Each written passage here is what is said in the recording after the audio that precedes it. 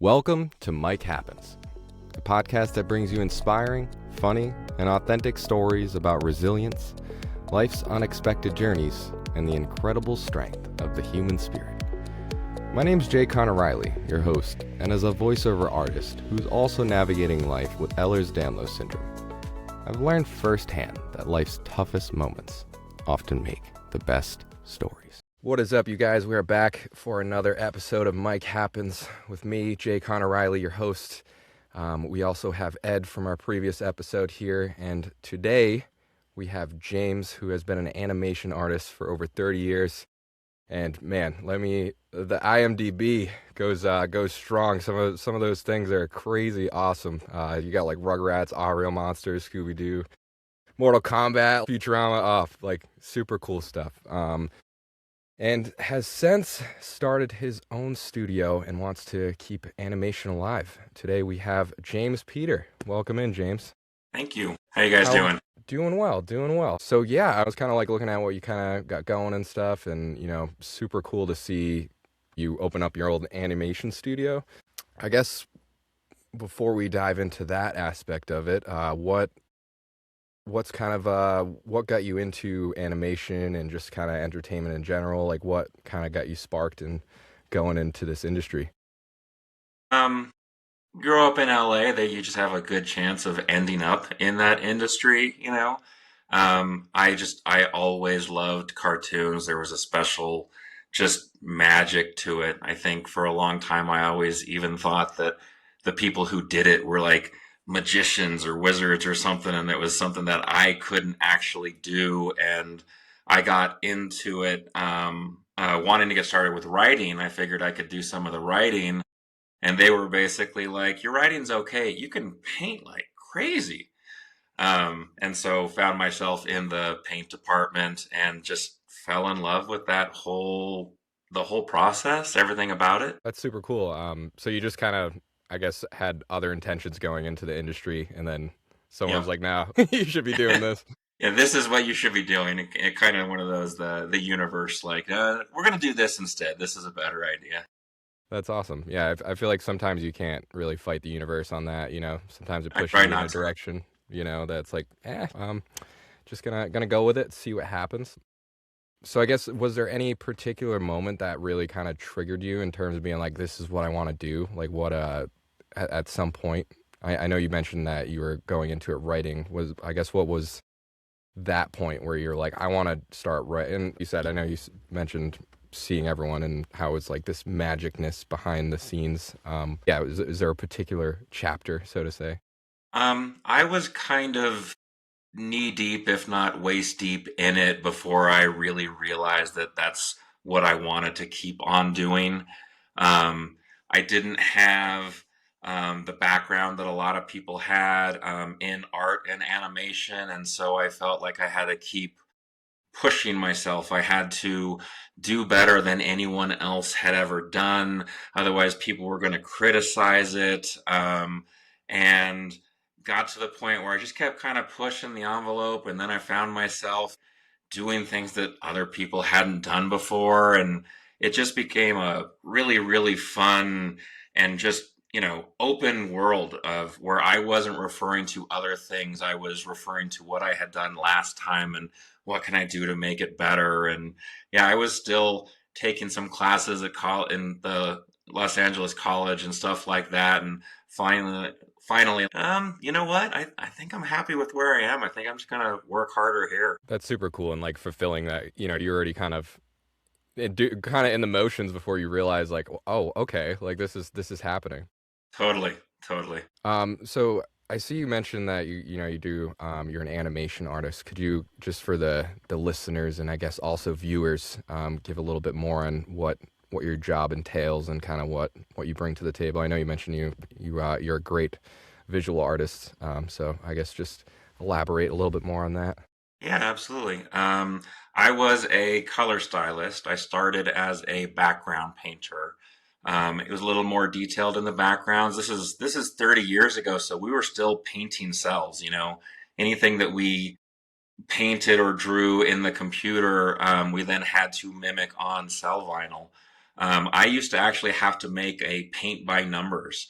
So I would get the drawing of the background and I would paint it all up in the computer and draw the shadows and stuff like that. And then I would actually have to take the drawing and draw a little like this is BO1 and this is OR2 and all kinds of stuff. And just this crazy mix, this gigantic picture with a million little numbers and letters all over it.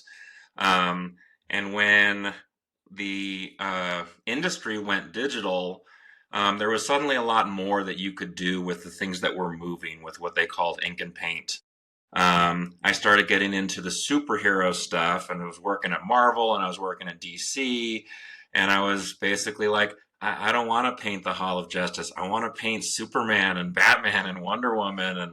And I took what I knew from background painting and then what I knew after all these years of working in animation and really just started pushing the envelope on what we could do for and I moved over to ink and paint and yeah, started working on what we could do with everything that's moving. Because now, everything that's moving, we can add a lot more detail to it. We can finally use color the way that I think it should be used, which is to elicit all kinds of just mood and ambiance. I got to the point where you could tell like a parallel story. It was like writing the score for the movie or the TV show almost. I got to just kind of, sometimes I would follow the exact storyline, sometimes I would deviate just a little bit, just, playing with emotion and mood. And it became so much more than just what colors am I using. My actual job was basically they would draw everything that moves, the characters, the props, the special effects, and I would apply the colors to them. And then I got really into well, what background are these guys going to be on? What room are they going to be in? And I'm paying real close attention to the storyboard. And like I said, I just got to kind of compose this symphony of color that was really, really expressive and really fun to do.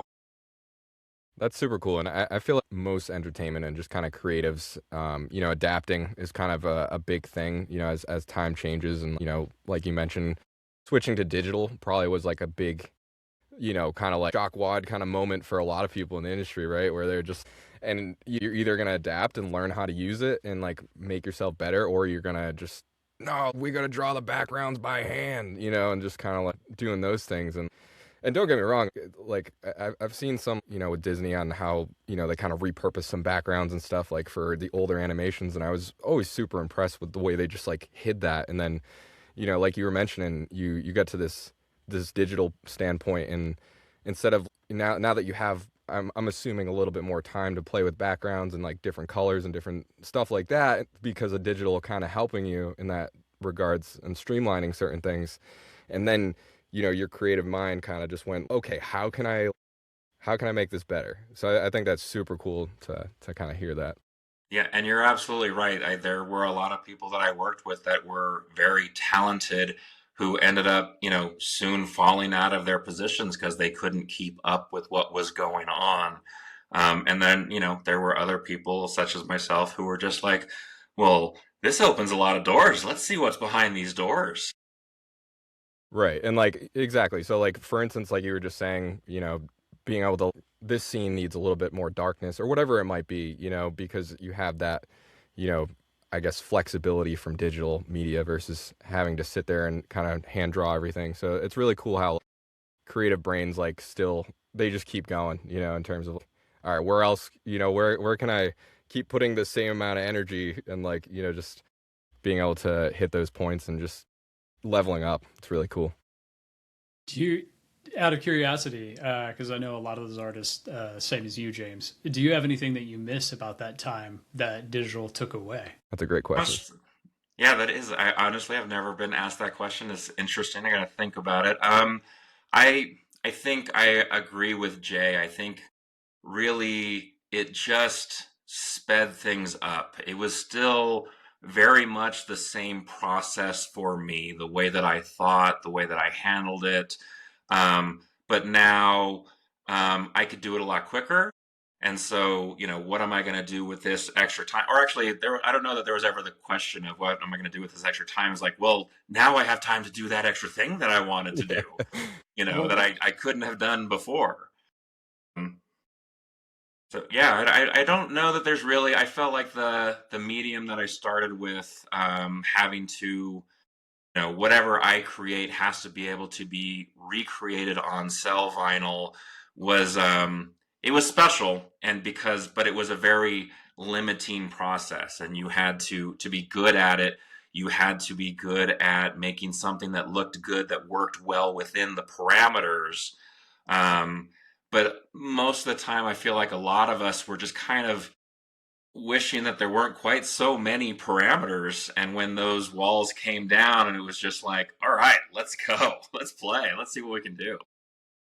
yeah, I also feel like it's a little bit of a different story as soon as you hit the page flippers, more or less, right? Like with the actual animators that are going through, and they're like, oh, I miss it, and a lot of it's nostalgia, and honestly, there's a lot of beauty in the work that is all hand drawn and done in that manner. But I could definitely see it from the ink and paint realm, and painting all the cells and everything too.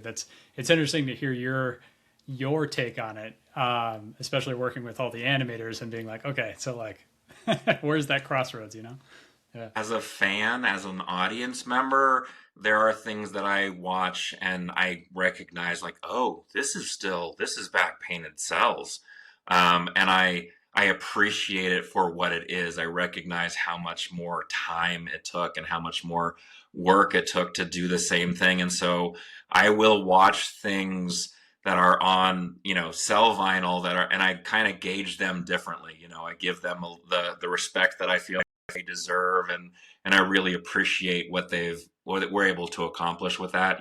Yeah, as a voice actor too, I've seen the transition, especially I'm a post-COVID voice actor, so I know from my coaches and stuff, just the whole transition from the at-home studio and people going to studios and all that, and it's just interesting because there is still some people, not many, but I still see a few people like being, oh well, like you still should try to get to a studio if you can. And it's just like, well, if you can produce that from home, then why are you gonna do that? Especially if it's one thing if you need the engineer and everything, but you have things like Source Connect now that kind of streamline things. So yeah, it's interesting to see how some people will like stick to certain things that they don't want to give up, and then you kind of see a fair amount of the industry kind of moving forward in a different direction. Yeah, I mean, I think it would be a different story for me if I hadn't spent 25 years in the studio. And it got to the point where, my setup at home was as good or better than what I had in the studio. And it just kind of became a matter of like, well, why do I want to sit in traffic for an hour, just to be there? Yeah, that became a whole thing, especially during COVID, and when we realized you can move a whole team, and as long as you had the infrastructure and building out the infrastructure on a big movie to get everybody in those seats at home, and you could just ship them desks or ship them equipment, and then because most of the shows are rolling over equipment anyways, like it's all if you resell it to the people coming from a studio standpoint, then you're actually offloading costs from yourself. So depending on which studio you are, by the way. But still, like there's a whole lot of pluses on that side, and it's kind of crazy. A lot of them are trying to bring people back in. But yeah, I mean, I usually sat in a dark room all by myself anyway.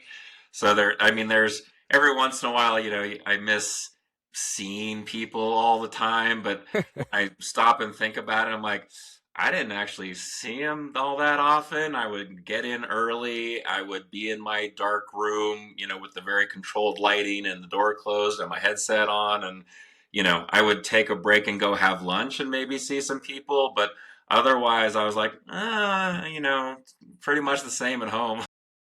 especially with deadlines. And Jay, I'm telling you, man, he's not wrong. Coming from a production standpoint, Yeah. I'd walk down those halls, and you'd walk from like a bright lit, fluorescent bulb where the production people are, bloodshot eyes, and then you go into these dark little hobbit holes, and we used to call them like the caves, right? They had like a cave system. Yep. Yeah, and it'd be in cubicles, and they'd be like just down doing their work, and yeah, yeah. It's crazy. It's crazy the differences, but it's cool. I respect all the artists. It's like you're in your zone. Yeah, I only knew that, someone came into the office because the door opened, so it got a little lighter, and then you might very well just see my head peek out behind the computer, like, what's going on? Could you shut the door, please? Yeah. I'd appreciate it. You're messing with the lighting. That's funny. It is interesting how they're trying to like shift back to the I guess even in just normal 9 to 5s, the come back to the office. It's like, well, I would be interested to see the productivity of like, all right, well, since you've been home, we're down 25% on emails. How much are we really down here? Like let people work from home. I've also noticed from the perspective of animation, and James, I'm not sure if you've been into some of these new buildings that they're constructing, but like, Netflix and Warner Brothers, Sony, Paramount, just depends on, who it is. But they're trying to adhere to like more of a corporate policy where they're building out this infrastructure that's more corporate in the sense of like fluorescent bulbs. And a lot of the things they're running into operational wise, talking about these little cave systems for the artists, is it's all bright light. There's like windows on their offices. They don't want windows. That's like the last thing they want. If you're doing like color correction on a monitor and you're an editor, you are so angry. You're like, why does this exist? I do not need to see the outside, And it's so, opposite of what you would actually think it is. And the studios are slowly getting it, or they have to like backpedal a little bit and be like, okay, how do we make this worse? But it's true. It's true. We I talked spent to a lot HR. of hours covering up windows. Just they put me in an office, and I'm like, whoa, give me a bunch of poster board and whatever you can, and I'm just covering it up. And I like the sunlight, I like getting out and everything like that. But when it comes to my office space, it's just about getting the job done and what works best for the job itself. I see in your contract you put you needed 30-foot blackout curtains. Is there a reason for that? Yes. Oh, man. Yeah. Double locks on your door so nobody comes in. Production don't come knocking. Yeah. Yeah, it's crazy. Yeah, so I mean, you've obviously been on some crazy cool, awesome shows and different productions that I've seen on your IMDb. Would you say there was any opportunities or it doesn't have to necessarily be anything that jumps out, but anything opportunities or anything that kind of made you shape you into who you are? Like was it the transition from, kind of into digital, like that transition, or I guess any particular moments? Actually, it was years after we'd transitioned to digital. I got to work at Marvel, and it was before all the Marvel movies were being made. In fact, it was right before. We were a huge part of it. They actually housed us in the same building as the head of Marvel Studios, Avi Arad. And so he would just like, oh, I'm going to go down and see what they're doing in animation. A lot of the stuff that we were doing gave him the ideas to put that stuff onto the big screen. So aside from just being a really, really fun, really inspiring time, I had worked with a bunch of the people who were there at Marvel before. We had worked together on X-Men Evolution, and they were just kind of letting me do whatever I wanted. They really let me explore. They let me, I have my successes, I have my mistakes, I have things that I'm like, oh, that didn't turn out very well. But for, I don't know, 8 to 10 years, I was getting to really, really explore the medium, while our closest, I guess you could say, competitor was DC Warner Brothers. And they like to keep everything very simple. They were more concerned about making mistakes or making sure that they didn't make any mistakes than they were about doing anything new and exciting, at least as far as color. They had these new exciting projects, Batman, the animated series, and everything that came off of that was happening. And they felt, let's just keep the color really simple. And so while they were kind of mired in that and just stuck there almost, even for a while, when they started thinking, hey, let's try something new, no one really knew what to do. So I really got to explore and really grow as an artist, really learn what I could and couldn't do, what worked and what didn't work. And then I finally ended up over at Warner Brothers, and they were kind of like, they were still a little iffy about it. They're like, all right, let's try something new, but not too new. Let's not go too far. Um, and Honestly, I always, whenever anyone asks what my favorite show to work on, it was Young Justice at Warner Brothers DC, and that was because right before that was probably one of my second favorite things to work on, which was Batman Year One, and that one was a very we wanted it to look like the comic book. The comic book was very dark, very desaturated, which at the time was very much the style that I liked to do. I was just kind of bored of what I called Saturday morning colors, the bright, saturated colors. I'm like, you can make your superheroes look really, really stand out with these bright colors, but we've seen it all a million times before. And I like a much more gritty, more realistic thing. And Batman Year One was with Bruce Timm, and I remember in a meeting, he liked the bright colors. That everything that he did usually was bright, and if it wasn't like a really really dark Batman animated series things, it was bright colors. And he just kind of flipped through the comic, and he was like, I don't know what we're gonna do with this. I'm like, I got this. Leave it to me. um, and that movie, I really got to showcase what I could do, and they screened it at Comic Con, and a whole bunch of the producers and directors and stuff like that. Most people, I'm usually like I'm a background artist. If I do my job exactly right, you don't notice that I did anything at all. Definitely. You might look at Batman Year One or something and be like, yeah, this is markedly different. This something about this looks way better than their other stuff, but I don't know what it is. And that is like the ultimate compliment to me. But the people who were working on it, they knew what they were looking at. And so I got invited to do Young Justice, and they were kind of like, show us what you can do. And I just had this open slate of all these characters to work on, to kind of reinvent with color, and a whole show that I got to develop as far as what is the look of this show. Where do we have the accents of color? Where do we keep it really dark and moody and stuff like that? And Young Justice, if you've seen the show, it has its action sequences for sure, but it's really about the drama. And so it was just a really great just arena for me to really play with stuff, and I had so much fun with it. I was always behind schedule, way behind schedule, but it was a lot of fun. Yeah, no, I also agree. Like as a voice actor, when you just get that freedom and like the reins, hey, just let me see what you can do. And like me and Ed were actually kind of talking about this on the previous episodes, and talking about just we all have individual parts, right? And when the final client or whoever's kind of calling the shots lets that person who's the artist, for instance, you doing your animation, me doing voiceover and stuff, just hey, let me see what you can do as a professional.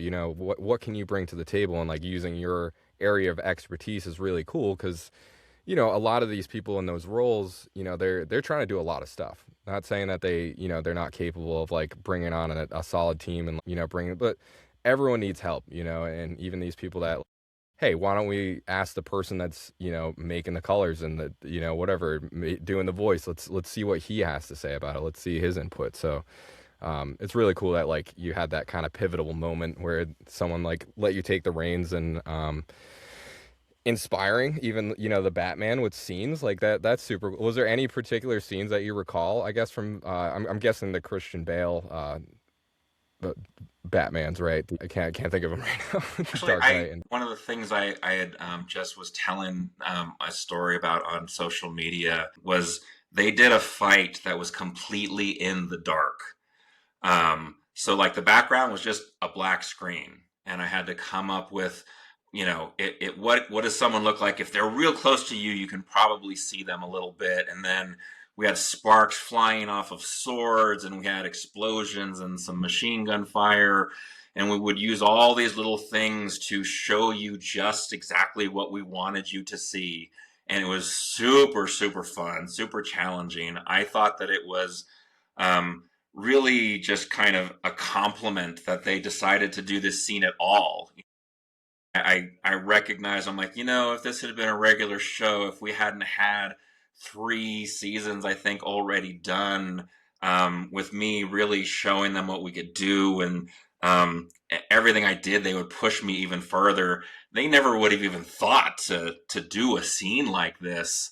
And then I think it was maybe a year after we did this fight in the dark, I saw almost the exact thing in The Batman with Robert Pattinson. There was a scene where he's in just this really looks like some sort of alley or something, and he's at the end of the alley, and there's some machine gun fire. He's fighting 2 guys, and you see him on top of them with the fist coming down as the machine gun fires, and then it's black, and you just hear the scuffle, and then something else is happening, and you see the machine gun fire, and they showed you just a little bits, and I was like, wow, that's so amazing to see that live action. It's so very Batman, this fight in the dark, and also I did that first.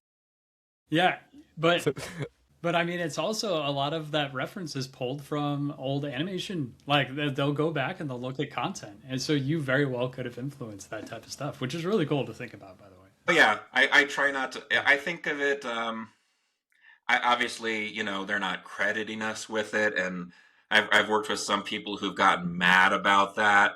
And I like, for example, we did the animated Iron Man movie, and they had Jon Favreau come to the screening of it right as he was starting the very first Iron Man movie.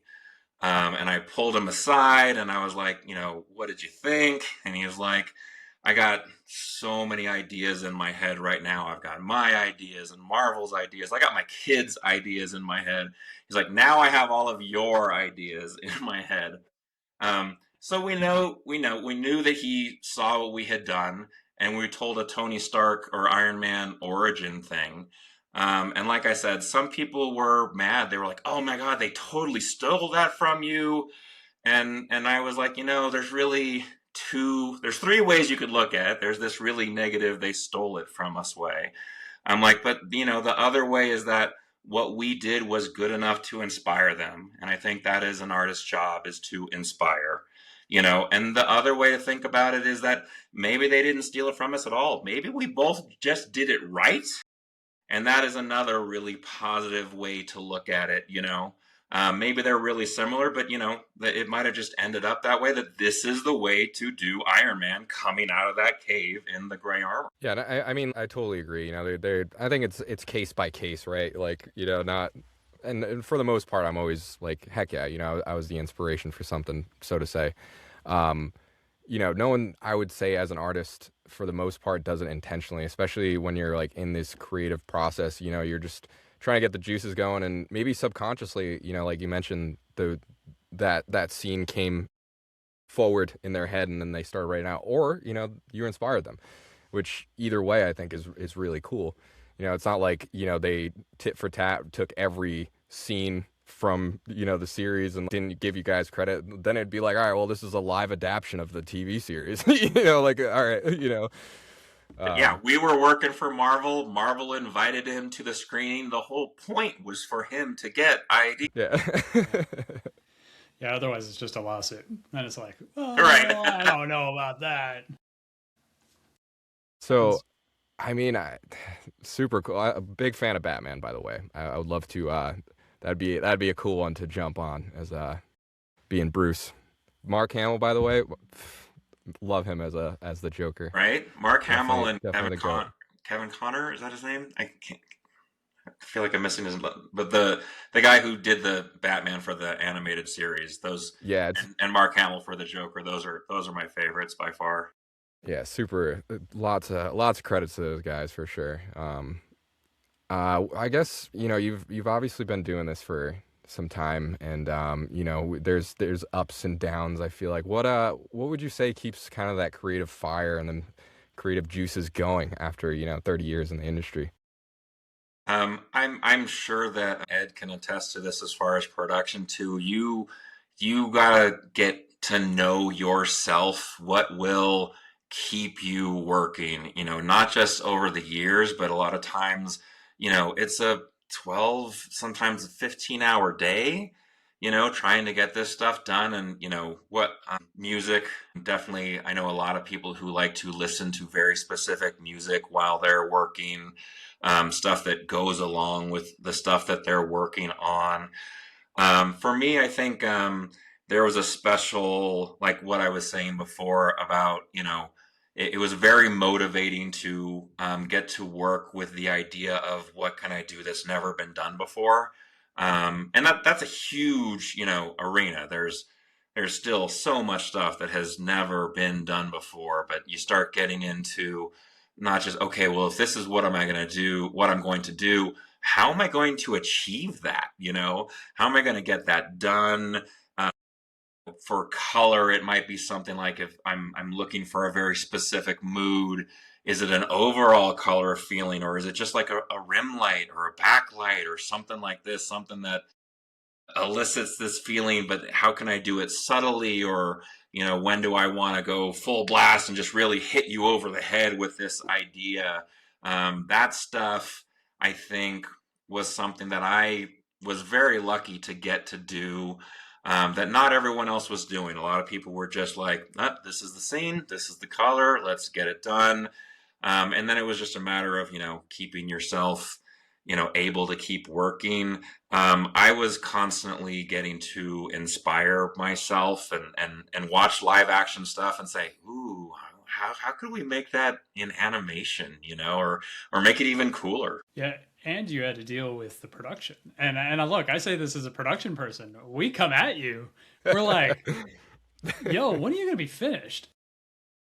How much? Like you were talking a little bit about like, "Oh yeah, cool. It's gonna be this and this and this dark scene." You know what I was thinking during that time of the sparks and swords and everything else? It's like, so like, how much is this gonna cost? Right. And it's like, really, you gotta rain on the parade because. But it's true, and you How much is guys it going do to go cost, through and it. like when is it going to be done? Yeah, yeah. I mean, Yeah. but those are all like as far as artists and production go, and like it goes hand in hand on being able to create a piece and get to the finish line and have something worthwhile. And you do have to balance the creative. And Definitely. sometimes, as we, James and yourself, Jay, were just mentioning earlier, like you have to let the creative do what creative's going to do because that's really going to be what your piece is about. I have to put a sock in my own mouth on so many occasions not to ask the question because then it's going to trigger them, make them upset. Then they're going to like, yeah, because I do it. Then you're going to be like, oh well, now I'm all tense about this, and now I'm worried about this deadline, and now like, and you're just adding things inside of their head, and you shouldn't do that. You got to let them have their music, whatever it may be, that they're just like cruising on. I need my blackout curtains, dude. Come on. Yeah, Yeah. yeah, it's in my contract. Yeah. That's absolutely part of it. It obviously, it can't ever just be, what can I do? It's also, it's what can I do in this amount of time. And sometimes I would have this, like, I think I don't remember what it was. It might have been on The Dark Knight Returns. I had this really fun idea of something that I wanted to do. And I was like, well, this is going to take about a week longer than I have to do the sequence. And so, to be completely honest, my apologies, Ed, I went straight over production's head.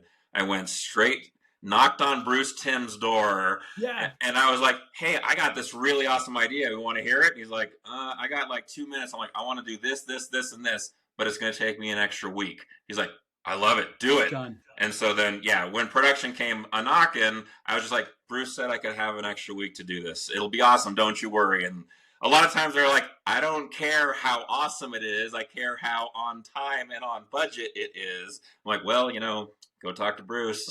Look, you do that, but we also do it. Like Right. How that works is you go tell dad, and I go tell mom. Right. Like you Literally. tell, the director, and we're gonna go to the producer and be like, yo, they're not gonna want to do that, and now, Bruce wants this done, so you're gonna have a financial conversation with them, and then we both go, and we just wait, and they fight it out, and then it comes down the pipe, and we both are alleviated. It's actually kind of nice.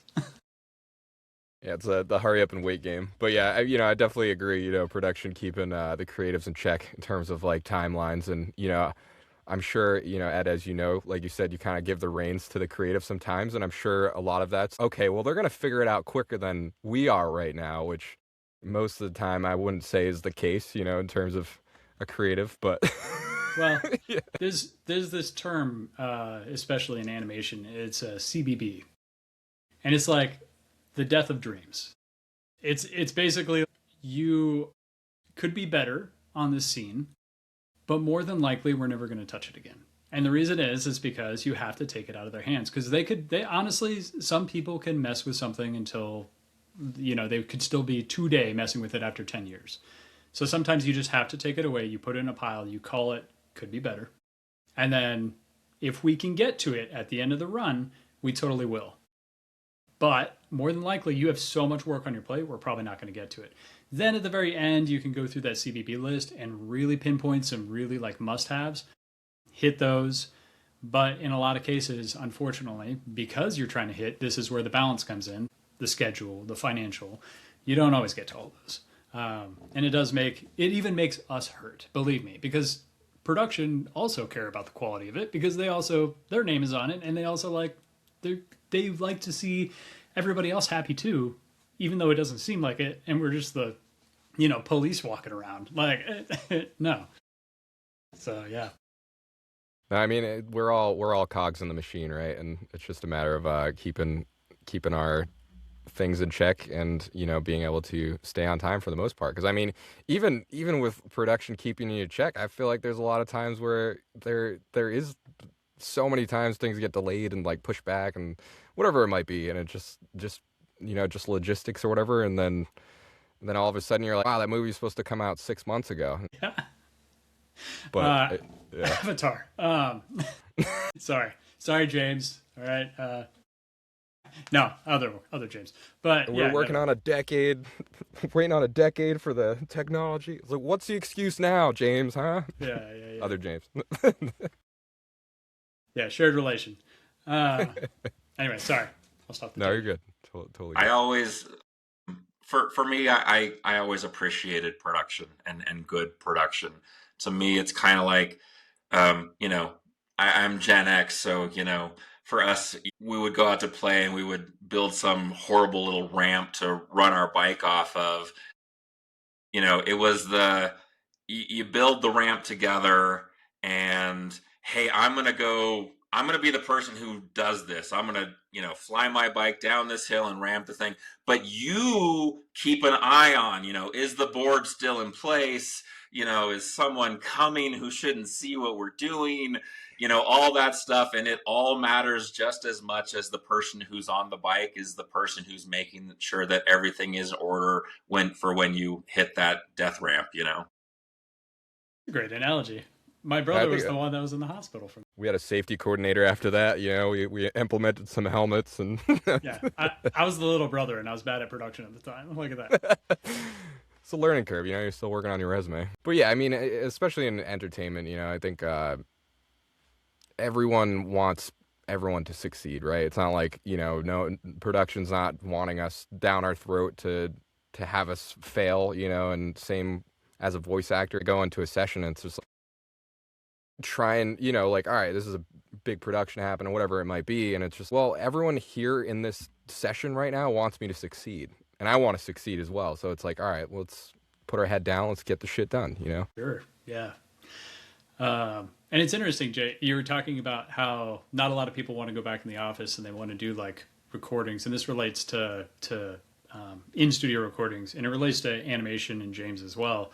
Like, the takes that you get when you do have everybody in studio when they're together is entirely different than like when you're doing one-offs, because that energy that's in that room is just I will still say you should do recordings in a studio for that, because of the fact that, like, especially in a TV episodic, it's like you're playing off of one another, you see what's going on, you're all looking at the same visual, and like you just feed off of it, you know, and you can make suggestions to each other in real time without feeling that overwhelming pressure of like, everybody else listening on the line. It's a certain, even though they can just from behind the glass, but regardless, like, you know, Yeah, no, and especially when there's, you know, multiple voice actors, so to say, like in the studio. I'm assuming that's kind of what you're referring to, but obviously the whole team is a big thing. But you know, you get 2 or 3 voice actors and they're in the same room. I think that is a lot different than being on Source Connect, you know, and even like you said, just bringing everyone in the studio and just that face to face and kind of connection. Yeah. And then a spur of the moment song, you can't have multiple voice actors doing a spur of the moment song when they're not together. Like, yeah. I'm sorry, but and it happens. It's like, wait a minute, what are we doing?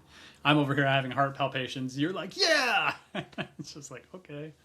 No, it's definitely, I mean, I've been on projects with, like, you know, multiple people, and like in the session, obviously I think it would be way better if I was, you know, in a studio with them, but I'm like bouncing off of them via Source Connect, and sometimes I don't even have like a visual, you know, so it's just I have this voice in my booth that, like, you know, just There's so much more you can go off of. I feel that definitely happens in any team creative dynamic. I think, you know, if you're, you know, Jay, if you're recording lines separately, all you have to go off of is, you know, the words that are there. But when you're there recording with someone, you can go off of the words that they emphasize, the inflection that they have, you know, and I think, you know, for any decent voice actor, that just happens automatically. You know, you don't have to plan it. You're listening to what the other actor says and how they say it, and that creates a much more realistic, much more just kind of fluid performance. You know, I would think that gets the best out of you. absolutely. And you know, anytime I get audition and I get the full scene, you know, because a lot of times just the specs, 30 to 50-year-old male, this range, blah blah blah, you know. So when you give me the full like scene and everything that's happened, it's like, okay, all right. And like, you know, obviously my brain gets going in terms of painting the picture, but sometimes it'll be like, okay, I didn't really picture that with this kind of rendition that I'm gonna do for a voiceover, and it's all right. And actually, I got shortlisted for something pretty sweet. I got to keep it under wraps. But they gave me the full scene, and it, like, I think it helped huge with me landing the audition, you know. So just that, never mind if I had another voice to bounce off of, you know. And like you said, it's just like we're recording our lines, and it's like, you know what, so and so, let's do that line again, let's try to match here a little bit more, you know what I mean? So there's those times where you guys aren't even on the same session and you guys are just sending in lines and hoping for the best, so to say. And you know, if we're both in the studio at the same time recording, and like you said, bouncing, oh, okay, you were a little bit more energy than I did, let me bump up my energy, you know what I mean? And again, like, it's just a lot different face to face for sure. I would say oh, go ahead, sorry. No, you're good, go ahead. Well, I was gonna say how James has been dealing with all of that recently too, with the projects that you have going on, I suppose. I've gotten used to seeing everything in pieces, in the same way that I'm sure that, you know, Jay, you've gotten used to, you know, seeing little bits of script or little segments of it, but still being able to visualize the whole thing overall. I think that the working from home and working remotely has, in the same way that like going digital, you know, people had to kind of relearn their job and step up, and some people were able to do it and some people weren't. But I think the people who really focus on it and know what they're doing have always been able to see scenes outside of the whole picture and still be able to, you know, visualize it all together. Still remember, yeah, this is the scene that I did, you know, 2 weeks ago, or I did that scene 2 weeks ago, and this scene is the one that comes right after it. and maybe you'll remember exactly what you did, or maybe, if you know what you're doing, you go back and rewatch that scene or revisit that scene and listen to what you did or look at what you did, so that these things will come together. Animation, films, TV, they've always been, as far as I know, done in segments. And commonly it's like, oh, we're going to film these three scenes right now because they're all happen at this, one location, but they're 45 minutes apart. And being able to handle segments with the picture of the whole in your mind, I think has always been part of the job. So there's a little more of that now. I'm definitely having to, visualize what I'm doing and what everyone else is doing and get it all together in my head and picture how we're going to pull all those things together as part of the whole process. But it's only an extra step forward from what we were doing before, in my opinion. It's a little more to stuff to keep in mind than before, but it's still the same ball game. Yeah, and I definitely, I think it's pretty common between all the creatives in terms of like just trying to imagine where you're at in the scene or wherever it might be. For me, I'm always trying to, all right, who am I and who am I talking to? Those are my bases right there as a voice actor. Like, who am I in the scene and like who's in the scene? Like who am I talking to? So it's cool to see people still be able to kind of, like you said, we've always had to do that even before the digital age in terms of recording remotely and stuff like that, because everything's split up. But now it's, I guess, a little bit more, but nothing that is out of the ordinary, so to say. I think the stuff has gotten a little more detailed. Like the stuff that we were doing on Young Justice wasn't stuff that we had done before, but again, it was the same ball game. But like, we had timestamps on every episode. This happens on this time at this day. And we would go back to some things. And there were times when, I had the storyboard for this episode, but the producer had to point out to me, oh, by the way, this is what we're seeing, but what's actually happening that we're going to come back to in 2 episodes is this. And so I would have to, okay, take note of that and, keep that in my head through, getting from this episode to the episode 2 later and making sure that the continuity was there. Animation, if you're doing your job right, there's continuity is a big, big part of it, And I was doing all kinds of, if we're going to do real time stuff and make this realistic and stuff like that, well then, when they're not wearing their superhero outfits, when they're wearing just civvies, as we call them, regular clothes, civilian clothes, I want a variety. I want them not to be just Scooby-Doo, where everyone's wearing the same clothes all the time. And that's an okay thing for, a cartoon like that. But in this, I need to mix it up. And so for any given character on their, civilian clothes, I had 4 or 5 different color variations, where I really had to push the colors. Like, okay, this is going to have to be like a black shirt so that you can't tell this it's the same shirt, just a different color, or something to change the line work a little bit. And then I had to keep that all in my head and say, okay, so now when we go flash back to this episode, what were they wearing? I'm like, I don't know, but I know what they were wearing the day before, so I know it can't be this. That is one of my favorite things to catch, and I'm sure, like, both of your brains kind of go like that. But James, I'm sure as like an animator, like you said, you're always kind of watching how new things are happening in different shows. But I'm sure that's one of the things too that you kind of pick up a lot. It's like, oh, that was a red shirt last scene, and now it's black. Yes, I remember, like, there were things too where I was like, well, that thing's about to move. Well, how do you know? I'm like, because it's a different color than the other stuff, or it doesn't have texture, or whatever else.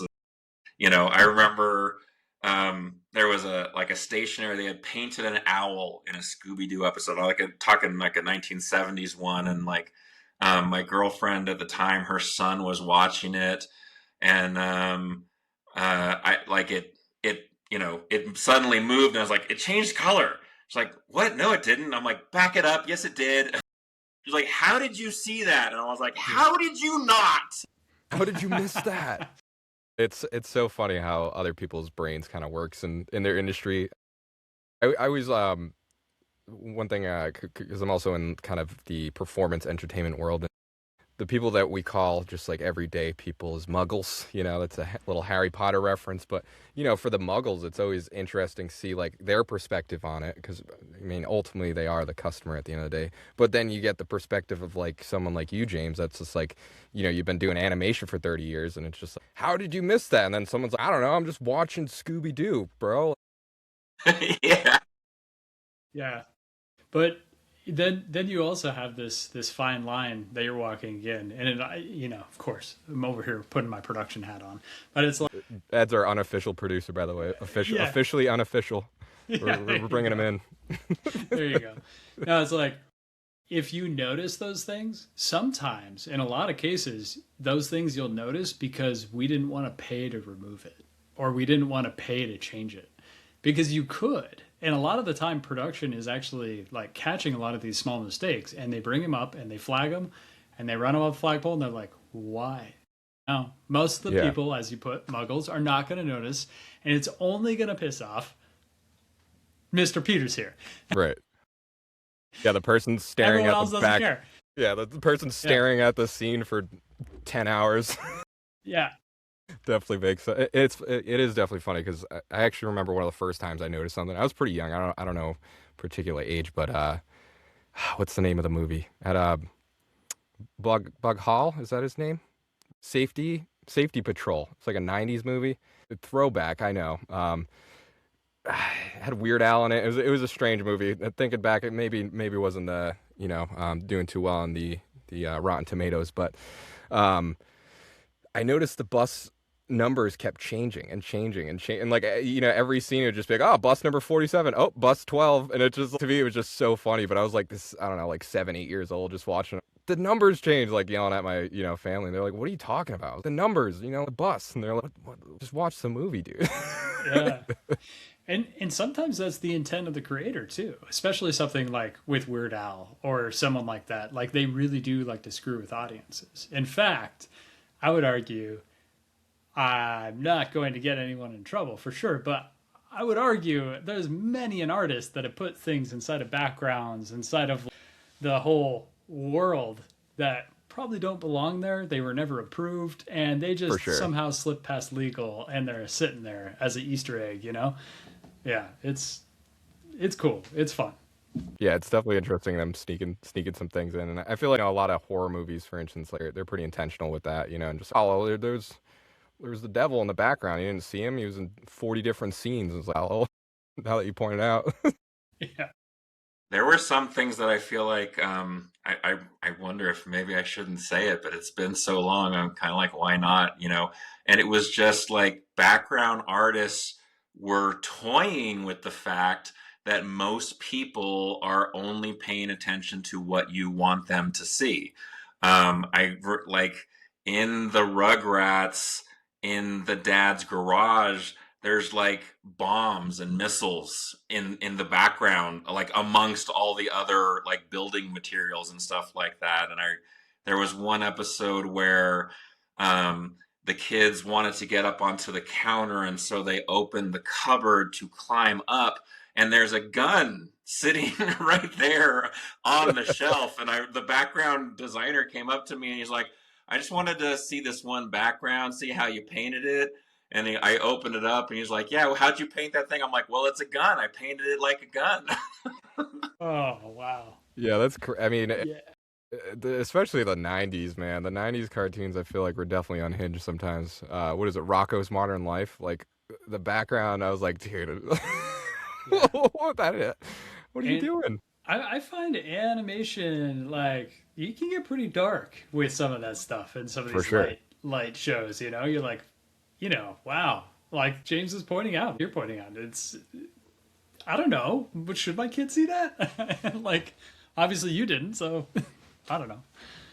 We have, standards and practices who watch everything, and sometimes, I've seen some ridiculous notes from standards and practices where, like, we had an episode of X-Men Evolution, and Wanda freaks out, and the subway, like the rails of the subway train are all bent, and the train's going to crash and kill however many people. And they're like, you can't break the glass on the subway.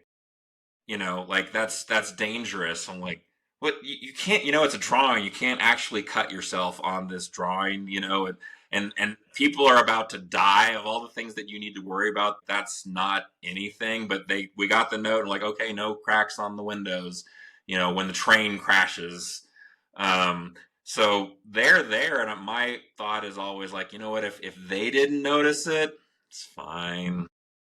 Right. Right. And there's a lot of times I feel like they phone it in too, right? They're just like us. They have to play the bad cop, and they have to do their legal job. And honestly, if you're nice to them, you get away with a lot more. Like, I can't tell you how many times I've been nice to the legal, like, and been like, hey guys, but, could we do it though? Like, how are you? How are your kids? Like, how are things? By the way, I have some extra coffee or, some cookies. And like, all of a sudden, that train can be, I don't know, upside down on a pile of shards. Like, it's crazy. It's crazy. That was some of the old Looney Tune lore, was they had such strict, censorship and standards and practices that the lawyers would always find something. Like, no matter how tame the Looney Tunes episode was, they would find something to be like, take that out. And it was always something that the artist loved. So they would deliberately add like these really, really, way too far moments into the scene, and then be like, they'll cut that, and they'll leave everything else alone.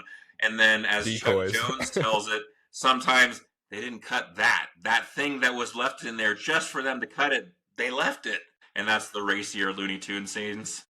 I'm not gonna name names or what show it was or whatever, but I definitely had some people on my team that escalated it. Like, it was a back and forth, like full on legal said all this, I'm doing all this now. And it got crazy. I'm like, why are we, this is wasting.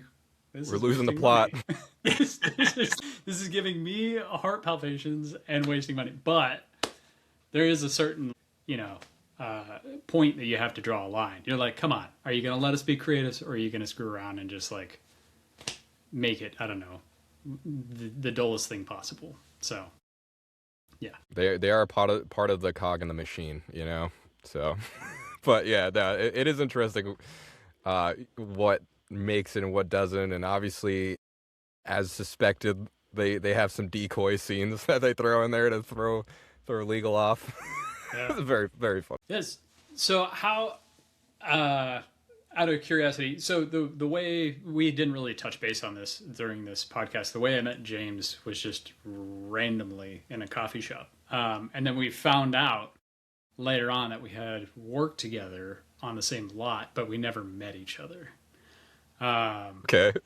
Which was completely crazy. I pulled out my card and I was paying for something. And he's like, isn't that a California card? You want to see mine? I have one of those exact debit cards. Yeah. It's the Entertainment Credit Union debit card. Yeah, we could both pull them out right now, I'm guessing. And like, it just got to a point where we just kept going back and forth. It was like, wait, you worked at Warner Brothers? Oh, you work in animation? Oh, you worked from these years? And we just kept passing each other. And now he's completely... It's interesting, during COVID, everybody kind of left and started doing their own thing. And, I moved out of Warner Bros. I went to different stuff. But James, then you also went and you started doing a bunch of different things as well, no? Yeah. I think you started... I think when you first said Warner Brothers, I was thinking live action. And I was kind of, oh, well, I was in animation. And you're like, well, I was in animation. I'm like, wait, what? And then you're saying some of the stuff you worked on. And I was like, oh, so like with Spike and Tony? And like, oh, yeah, I'm working with Spike and Tony. I'm like, during these years? I was always surprised. I found out it's a really small group of people. You have to, realize that this was a while ago, but I'm thinking it was something like 10 years ago. I was on the Warner Brothers lot having lunch with a couple animation people, and one of them had found some statistics and said, that there's only 5,000 people in all of America doing all of the animation in America. Now, granted, a lot has changed since then, and it's, even though it's a lot of places aren't doing as much animation, it's a bigger industry, so it's more than that. But I was just kind of, oh, that explains why I walk into a studio that I've never worked for, and I know a third of the people that are there. And I always liked that. I thought it was cool. It was kind of, every time it got to the point where, like, oh, I'm starting at a new studio, I wonder who will be there. um, Now it is getting a little bit different. So many of the studios have just said that they're not interested in animation anymore. So many people I'm seeing are saying, yeah, should I be finding just a regular 9 to 5 job? I haven't worked in 2 years or whatever. And I'm kind of like, well, that's what I had to do, even while building my own studio. But yeah, it's a whole new world. It was always a small little world, but a lot has changed. I mean, even the head of Disney said we don't care about animation anymore, and I was kind of like, wow, I can't believe you said that out loud. Yeah, that's definitely wild. And you kind of touch on how you've kind of I guess kept that creative fire going the past 30 or so years, and I feel like as of recently it's probably gotten a little bit tougher to adapt in some ways. Like you mentioned, a lot of people just being out of work, and just the market, so to say, for kind of animation and everything. What made you kind of shift from, all right, I'm going to work as a animation artist, to I'm going to start my own studio? Which, by the way, his studio is named Reanimation Studios. If any of you guys want to check it out, there will be links and stuff to his website to be able to get that. But first off, I guess, what made you want to start your own studio? And I'm sure part of the kind of market may have pushed you there, but what got you going there? The market just suddenly stopped. It was really weird. No one seemed to know that what was going to be the case. We've had breaks for sure, highs and lows as far as demand for animation. And we all just kind of figured this was, a little gully that we're going through, and that it'll pick back up eventually. But, my two main sources, I was technically in-house for Warner Brothers, even though I was living in Arizona. And I was working freelance for a studio that made product for Netflix. And kind of all at the same time, everyone just said, you know what, we're not interested in animation anymore. And we were all kind of like, no, that's not going to last. Discovery merged with Warner Brothers. The head of Discovery kind of walked in and just fired a whole mess of people, canceled a whole bunch of projects. And we all started thinking, wow, this might actually be the end, or the end for a little while. Hopefully not. I found myself in a producer position where people were coming to me and just saying, like, what would it cost, or what would it take to make an animated video for my band, or for my social media, or for whatever else. And it might have had something to do with, the studios not making any more animation. There was kind of this void in the market, and I think people, maybe they didn't know it, but they felt it. They felt this need or desire to have more animation. It seemed more feasible, or for whatever reason that they couldn't put their finger on, it was just something that they wanted to do. And I realized, I'm like, yeah, you know what? I've been doing this for a long time. I know all the steps. There's a lot of stuff that I need to learn. And that's kind of, that brings in Ed. That's where we started talking, because a lot of the stuff that I didn't know was stuff that Ed knew how to do.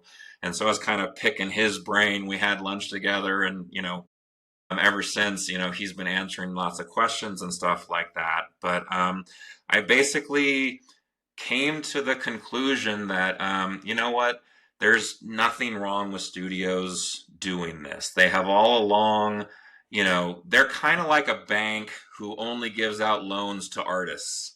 They don't really it's not really important to them that they're making great art, and there's nothing wrong with that. They're just trying to make money. They're Well, investing in yeah, art that they think, will do well. And presently, the stuff that they're making, is making billions and billions of dollars. Animation is not making billions of dollars, so it's not really the best investment for them. I don't think that animation needs to be about billions of dollars. And the fact that they're not interested in doing that just means that, other people can do it, people who are more interested in the medium than they are in the money. And I would say that, as an animation fan for years now, a lot of the stuff that I've lost interest. I'm like, you know what? I'm just seeing you chase the almighty dollar, which, as a business, I'm fine with. But as a person who's, digesting this entertainment that you're creating, you're not making anything for me. And so I was actually got to the point where I was like, you know what? This might be a really good thing that they're not doing it anymore. If we can just keep it going. Right now, it's, the studios, they have the money to fund these projects.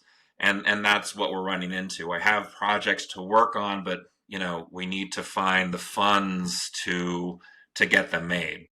And it doesn't need to be millions and millions of dollars, but it's also, fortunately, it's not 20 years ago where, the projects that we make, I have to find studio interest. We can make products and we can put them on social media. We can put them on YouTube, and the people who are interested in these things can find them, So there's definitely a transition, and it's a lot of work. A bunch of our projects will end up on Kickstarter, looking for crowdfunding. I've got a donation page on my website, and I'm, doing stuff on social media, all to try and help us get that funding. We're kind of in this in-between phase, I think, where the studios have let go and the audiences don't really realize that there's not much animation, if any at all, coming out, but there's other ways for this stuff to be made. And so I'm talking to people like Ed and other people who just love animation for what it is, don't necessarily need to get rich off of it. It's just a beautiful medium. I think it's a window to creativity. I think it is very inspiring and charming and magical.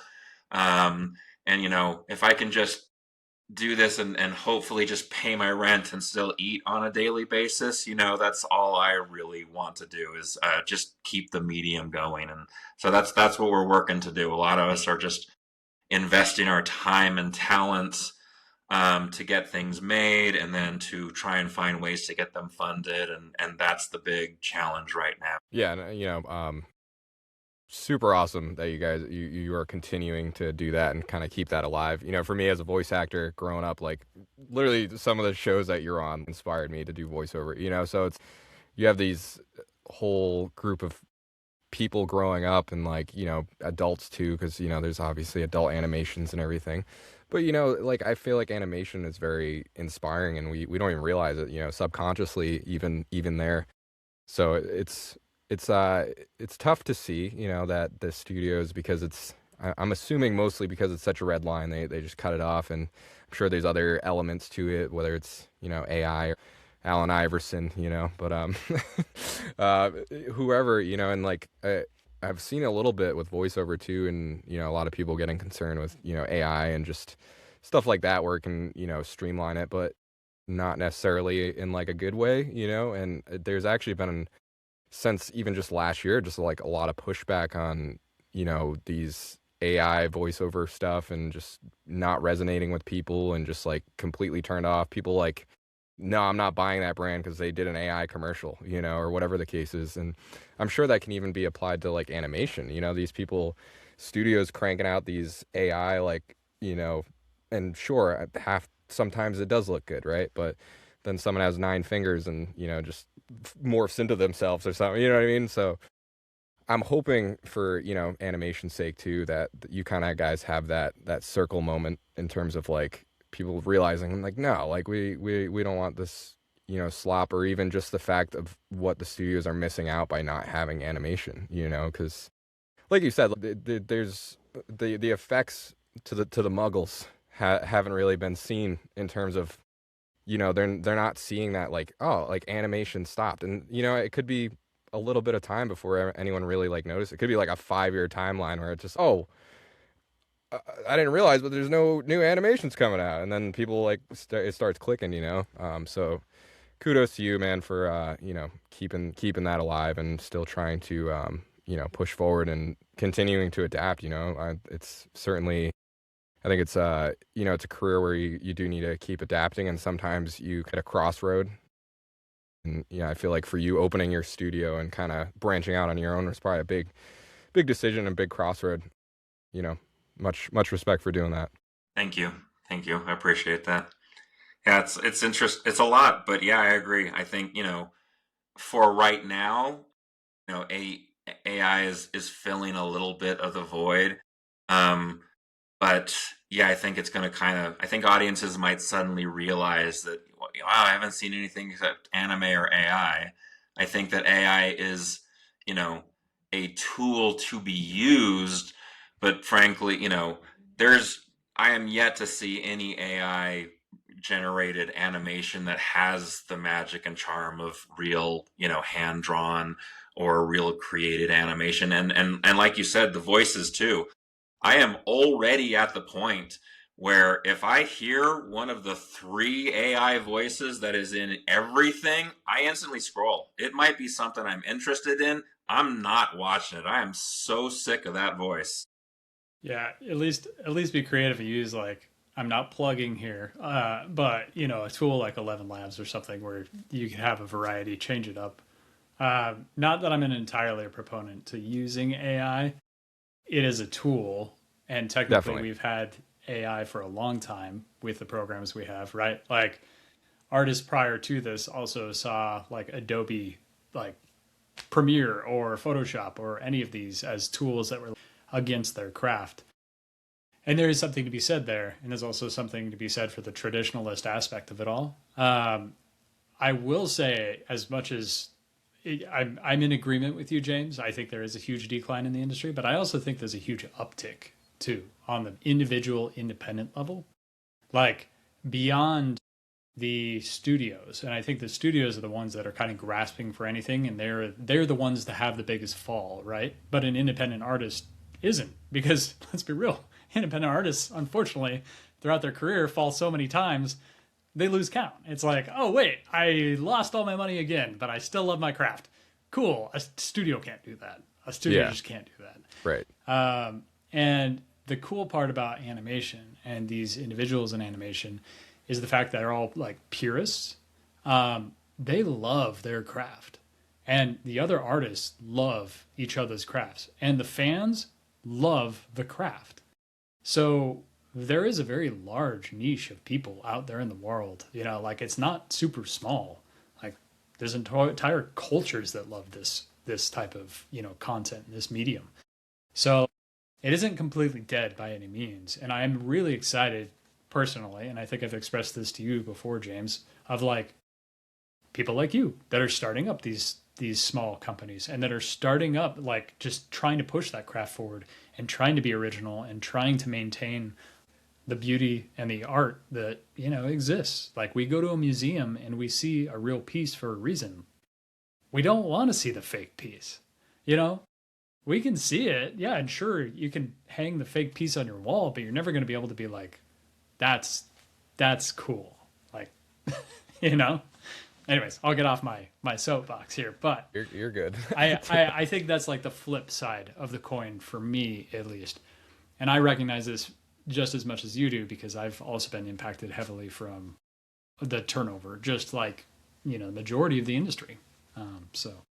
Well, I think, like like Ed's saying, it's, and again, James, it seems all of us here have adapted and overcome in some way, and I think that's a big kind of message on my podcast is adapt and overcoming and stuff like that. But just also, like you said, getting an outside perspective, like from Ed and stuff like that, and I agree with Ed, and it's just a matter of finding those new avenues, so to say. Like you were mentioning, you have like individual people contacting you now for animation stuff. So I can see that a lot. You got 20 years ago, you didn't have full-time YouTubers that are doing these. They could be doing a whole cartoon series on YouTube now, and they have a full production team that you don't even really know about unless you stumble on it or whatever the case may be. So, finding those avenues, even like as a voice actor, I always get my head going where it's just like, all right, where can I throw my voice in? Even like a YouTuber, for instance, like I could do their intro, I could do their outro, I could do their in between talking points. Yeah, it's interesting to be able to adapt and overcome when you feel like, it's like I'm doing things right. And then all of a sudden the industry's like, no, you're not. Sorry. The studio's done. We're not doing animation anymore. I know you weren't ready for it, but now this is the way it's going. So I hope you like it. I think part of the commonality there too, though, is like we're fed so much information, just like you were talking, James, about the scroll of like hearing the constant thing, the negativity, and like the overcoming Right. or the over optimistic stuff. And you got to realize like, the serotonin boosts that are in us, like going like, oh my goodness, I can do that, or I can never do that. Like it's such a crazy, crazy roller coaster. And simply reaching out to other individuals and just networking and then rebalancing yourself and realizing that there is opportunity as well as possibility is massive. Like the proof for me is I met you guys, randomly, Totally. Yeah. and it rekindled things in my own head. It was like, oh yeah, that's why I like to do these things. That's why I'm interested in this craft. And Definitely. I mean, part of me bringing a guest on, so I've been kind of slacking on bringing guests. I'll be honest. I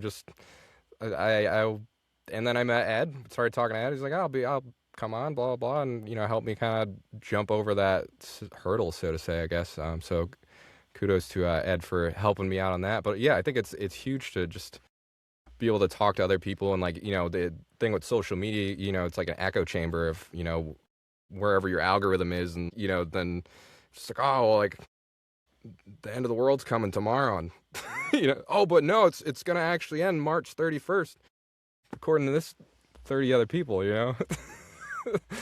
Nostradamus. Yeah. I used to love listening to that. I went through so many rabbit holes with that guy. I think we have a VHS tape of him somewhere, Too much nutmeg, right? So Yeah. is that what he was? So James, I know you, like you mentioned, you're trying to get things kind of moving forward, and crowdfunding is kind of a big thing. Anything in the next couple years that you're trying to look forward to in terms of the studio? Anything that we should look out for, so to say? Yeah, our first two projects should be on Kickstarter pretty soon, and I'm pretty excited about them. One of them is a graphic novel, a really unusual graphic novel. It's a real life story. Someone, friend of a friend who lost her husband unexpectedly. And she told me this, heart-wrenching tale. And then she was like, and I want it to be a graphic novel. And I was like, really? Why a graphic novel? And then she like even went up to, she's like, I want it to be a dark comedy graphic novel. I was like, okay, why? And it had to do with, the fact that her husband died, but she has a really great sense of humor. And if that had died with him, it would have been all that much more tragic. And she, in going through this, she was looking for resources, things to read and things to watch, things to help her with this, and found that, people don't like to talk about this thing. There's not a lot of resources out there. And felt like, in the midst of her despair, reading a book about someone who went through the same thing would be very difficult to do. And she's like, I just felt something with pictures, something with images that I could relate to, and might, tell me what other people are going through. Like that would have been useful to me. It's something that I could have actually digested and would have been a good resource for me. And also, would have been really interesting to read. And so we created several pages for her. We're just about to put those up on Kickstarter. Those should be on Kickstarter this month. And the other one is an animated series that's it's a really charming, it was made like 1970, so it's very dated. But this guy who was a really good artist used to tell his kids these stories about the grass people, little people who lived in the grass, and he made a little comic strip based on it that had a very small circulation in a Santa Barbara, California newspaper. And they always wanted to turn it into an animated series. And I was like, well, we need to update it a lot. We need to make the models more animatable and more relatable for modern audiences. And it's kind of very just heroes and villains, very dated story. But the kids who are now older than me are trying to get their dad's dream to come true and turn this into an animated series. And with everything that's going on, we got, aside from the fact that we got 1 million streaming platforms and 100,000 channels that are all showing content all day, every day, we were writing stories, and I was like, you know what? I'm bored of all of these. Any story that we're going to tell, we've told 1,000 times before. But you know what might be a lot of fun? What if we just go full on like Looney Tunes and just take it back to cartoon for cartoon's sake? Just silliness, gag humor. Someone paints a tunnel on a rock and runs through it, and then the person behind them smashes into a rock. That kind of stuff I haven't seen in a long time, and it's what got me into animation. It's the kind of stuff that I love to watch. I feel like the most recent version of that might be the Animaniacs, which I adore that show. It's still, to this day, I can put it on, it'll make me laugh. I can put it on, it'll make my kids laugh, Yeah, for sure. And I'm like, so I got really the story was about the dad telling these stories to his kids. And then I got my team together and I turned it into something that I personally really, really want to see. So that one is maybe 2 months from being on Kickstarter. I've been telling everyone, I'm like, look, if you want to help us get this made, you can go to reanimation-studios.com. We've got a donation page. And if you donate now, once we create the Kickstarter, I will give you all the rewards. Once we figure out all the rewards, like, whatever, $100, gets your name in the credits, and whatever, I'm making up numbers, but, $200 we'll base a character on you.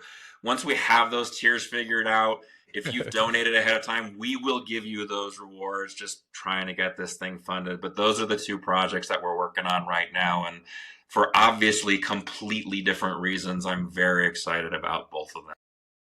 Yeah, I mean, definitely a pretty big spectrum in terms of the range there of different projects, but super cool. Just being able to do both, I think, just kind of says something about your skills and your studio's abilities. So I think that's super cool. Thank you. My first, I guess, coach, so to say, with voiceover was the casting director for Animaniacs, Sarah Sherman.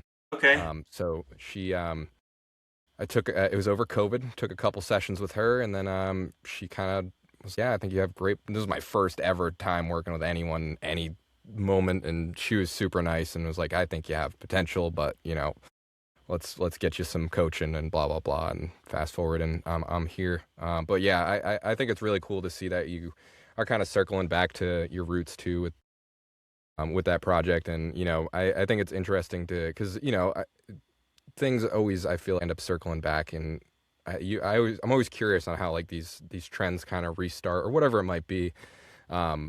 So it's really cool to see, like, your brain being like, no, let's bring this back, and hopefully that kind of sparks some of that old school mentality in terms of like, animation stuff. Cause I do also really enjoy that era of animation. So thank you. So I guess any advice for someone kind of trying to get into animation and or maybe even launch their own studio, or any words of wisdom for some people? I'm sure Ed probably has something to say about this too, but experience. It's about getting experience. I think I always, um, any if studios are making it, the first thing they're going to look at is, where did you go to school, and let me see your reel, and let me see your portfolio, and they're looking for a body of work. If you don't have that yet, I always recommend, just volunteer or find an internship program, just so you can get into the studio and just see how things are done. That's going to make you so much more valuable to the studio, so much more usable. So any kind of experience, even if you're not getting paid for it, that goes a really long ways. Yeah. Absolutely. And I think training is, that's obviously part of experience, I think, is, training in a sense, right? It's the same avenue. But yeah, I mean, similar to the voiceover for me, like I didn't even consider voiceover until I had X amount of hours with my coach, and then from there we, made the demo, my professionally produced demo. And, from there it made me that much more legit to be able to reach out to these people and different agents and different casting directors and, studios like, hey, yeah, I'm serious about this. Like, here's my demo, So I think a lot of people we don't, there's not time to be wasted, right? Like we were talking about time earlier, and like, time is of the essence. So these people that are casting and, in these positions, they need someone that's going to come to them with, a nice platter. This is what I can do, right? Yeah. There's also something to be said there about what you just said, Jay, and it's your time is valuable. I think any one of these individuals that are coming to a respectable authority on their profession, their craft, most of the time people are pretty willing to talk about it. In fact, they usually like to talk about it. And if you can find somebody that is interested in talking to you about it, just make sure you show up on time. Make sure you're there. Make sure Yeah, for sure. it's the same thing. Like if you go to an HR, an interview for a job, you're expected to be there on time. And by the way, you expect the job to be there during that interview too. Like they should show up on time. So if somebody's mistreating you and they're offering you free knowledge, disregard it. It's not gonna be. It's gonna be hurting your soul more than it's doing you beneficial. But if you meet Absolutely. somebody, such like James, an artist who is like really really stoked to work on stuff, and if he sees your body of work or he sees some sort of like potential in you, and then maybe something will come about it, or like you, Jay, for voice acting, like that's the cool part about everybody out there. And that's me just pulling my production hat on and being like, okay, hold on, I'll give you your time. you know Put that No, I last mean, one. I definitely agree. I think it's important to respect people's times, especially people helping you out. I think we were talking about last session, Ed, showing up 15 minutes early. Yeah, when I was late. Yeah. As I just beat this into the ground. No, I was a little bit late, but here's the difference. I also apologized profusely, and then I was Yeah. like, anything you need, and I try to offer as much as I can. So if you are late, be sure you at least let them know, and also like, just try to be as apologetic as possible. Make it work.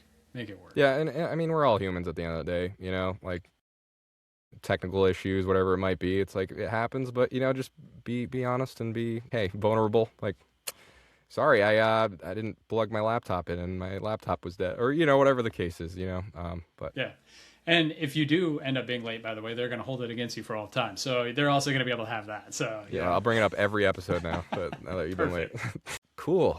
I guess, is there any other things that you want to mention? I know you mentioned kind of some projects that you got going in the works.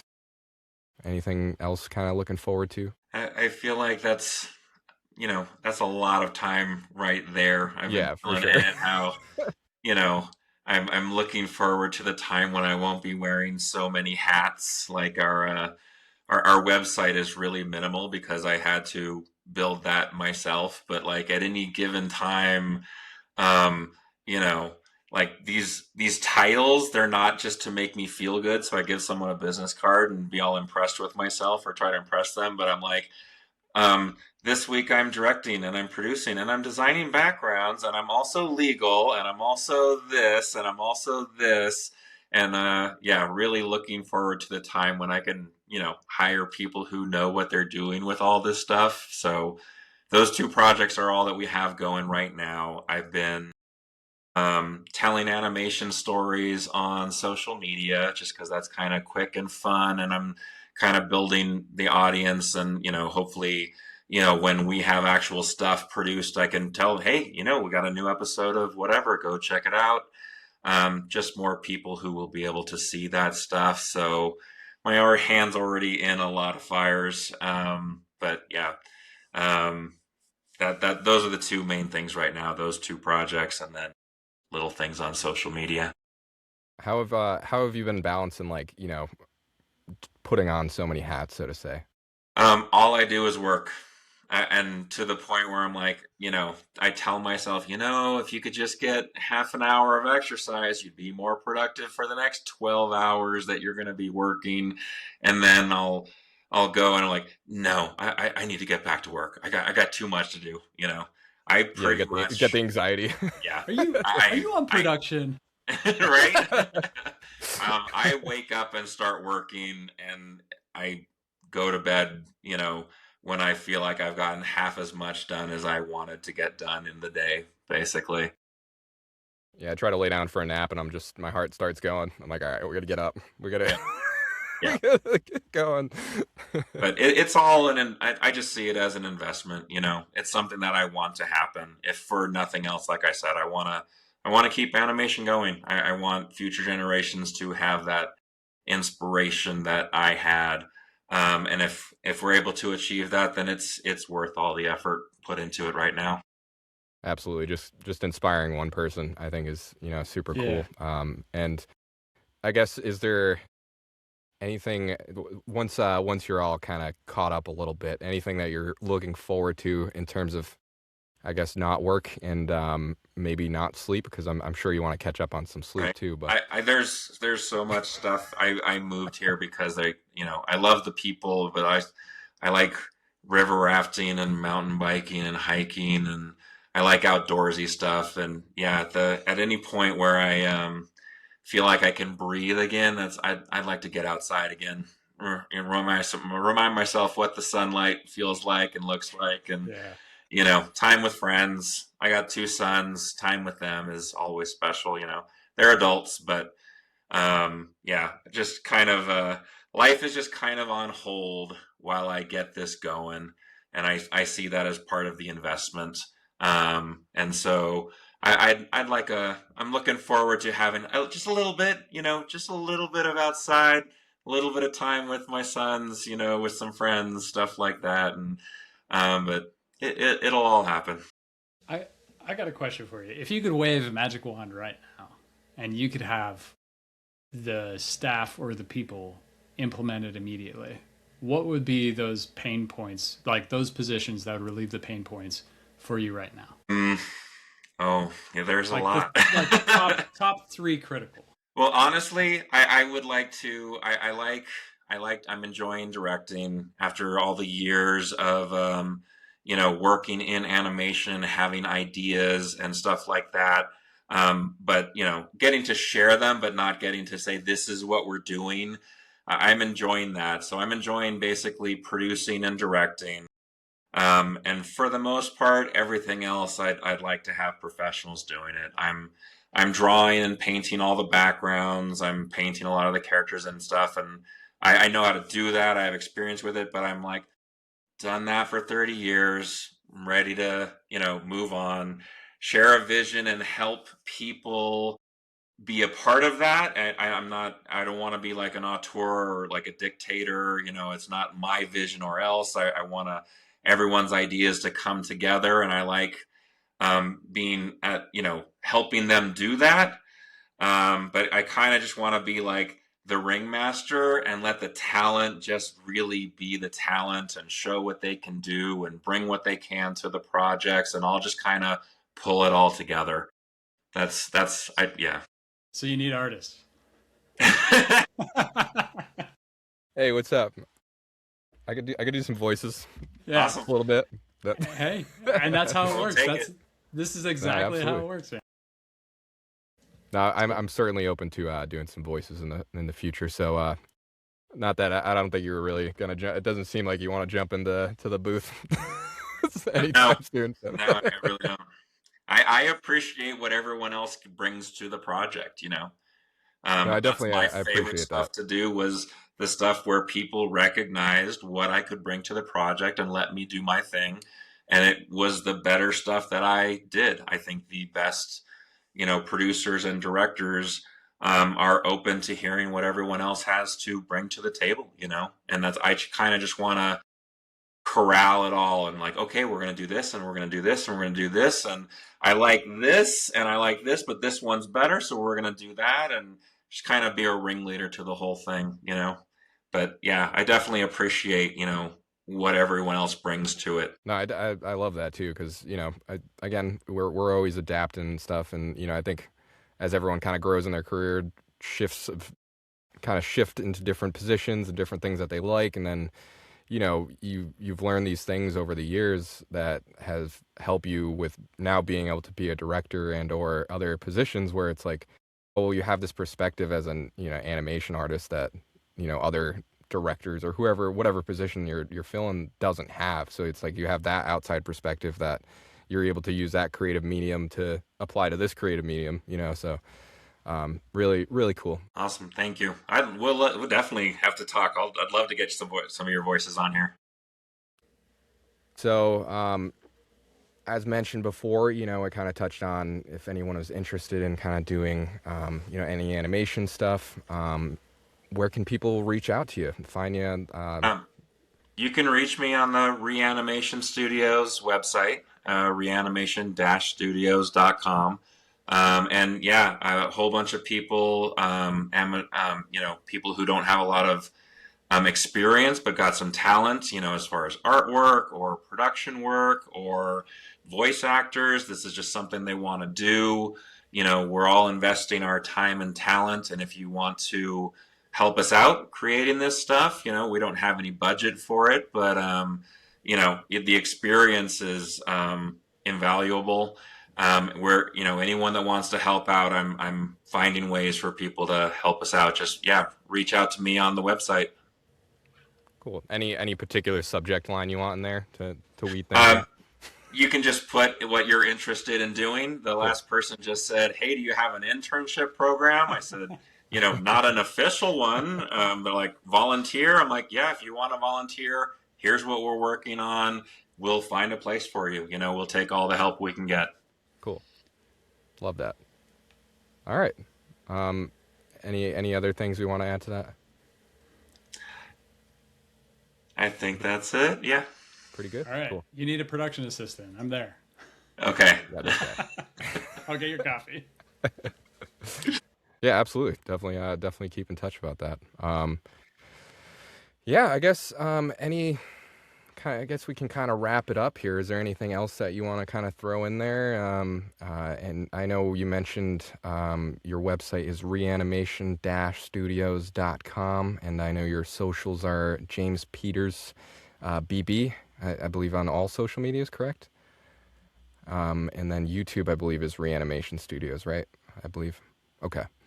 So yeah, I'll make sure to have that and kind of the summary and everything to link people to that. And, if anyone is a fan of animation, which I hope some people listening are, definitely consider donating and helping out some of these projects because we do need to keep this alive. We've got to keep animation going and keep people interested. Yeah, thank you. I appreciate that. It'd be great to keep it going. Any last words, Ed, James? No, I think that's it. Thank you so much. Very well. All right. Well, thank you guys for listening to another episode of Mike Happens. We have James and Ed today. James, I am looking forward to seeing what your studio produces and what you come up with in the future. And I really appreciate you coming on the podcast today and talking and having a pretty awesome conversation. Get to know you a little bit more. My pleasure. Thank you. Thank you for having me. Absolutely. Yeah, we'll have to revisit this again and see where we're at in like a year or so. Sounds good. Cool. All right. Well, that about wraps it up. Thanks for tuning in to Mike Happens podcast. If you like what you heard, subscribe on Spotify and available on my website voiceswithj.com and other streaming services. And join me each episode as we explore the beautiful, hilarious, and inspiring ways life shapes our stories. Until next time, remember, every story matters, especially yours.